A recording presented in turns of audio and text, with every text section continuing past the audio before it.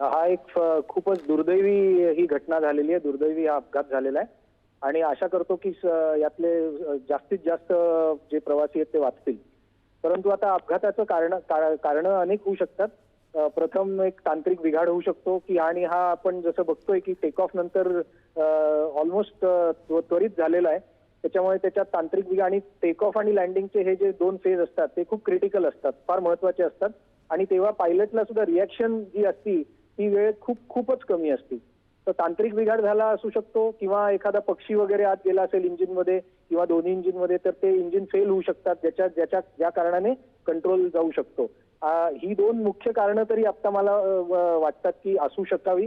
परंतु सगळं इन्व्हेस्टिगेशन झाल्यानंतरच आपल्याला कळेल आणि ह्याचं जे ब्लॅक बॉक्स म्हणतात म्हणजे फ्लाईट डेटा रेकॉर्डर आणि कॉकपिट व्हॉइस रेकॉर्डर हे आता ज्या घटनास्थळी जर ते त्यांना मिळालं तर त्याच्यानंतर त्याचं जे अनालिसिस होतं त्याच्यावरनं आपल्याला अजून कळू शकेल की काय झालं त्या क्षणांमध्ये, अगदी त्या क्रॅश व्हायच्या आधी काय झालं किंवा ते काही त्यांचे पॅरामीटर्स वेगळे झाले, काही तांत्रिक बिघाड झाला हे त्यानंतर कळेल.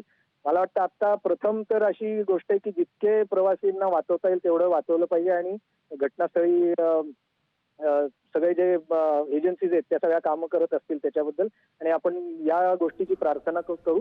पण हे 2 कारणं असू शकतात माझ्या मते.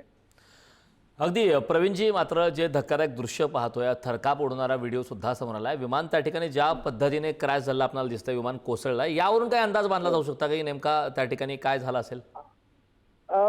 तसं एकदम आता या क्षणी असं ठरवणं किंवा असं जाणून घेणं थोडं अवघड आहे. कारण जसं मी म्हणलं एव्हिएशन मध्ये काय असतं की बऱ्याच गोष्टी म्हणजे होऊ शकतात.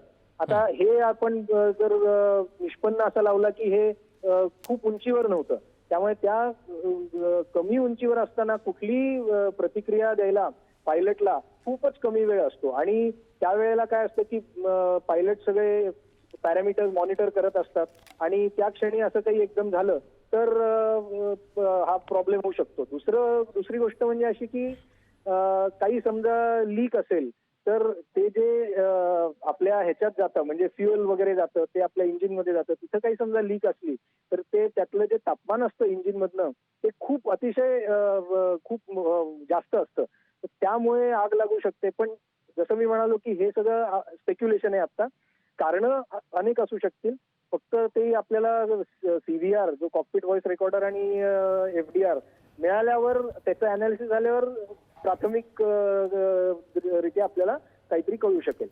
आणि जसं मी म्हणलं पक्ष्यांचं सुद्धा जर पक्षी इंजिनमध्ये गेले तर सुद्धा अशा गोष्टी होऊ शकतात, एस्पेशली जेव्हा आपण कमी उंचीवर असतो तेव्हा. धन्यवाद प्रवीणजी, तुम्ही दिलेल्या अधिकच्या माहितीसाठी. तर गुजरातच्या अहमदाबादमध्ये ही मोठी दुर्घटना घडली आहे. एअर इंडियाचं प्रवासी विमान कोसळल्याचं पाहायला मिळत आहे. यामध्ये 242 प्रवासी होते आणि अत्यंत मोठा आणि धक्कादायक अपघात घडलेला आहे. सध्या सर्वात मोठी बातमी समोर येते ही अहमदाबादमध्ये एअर इंडियाचं प्रवासी विमान कोसळलंय.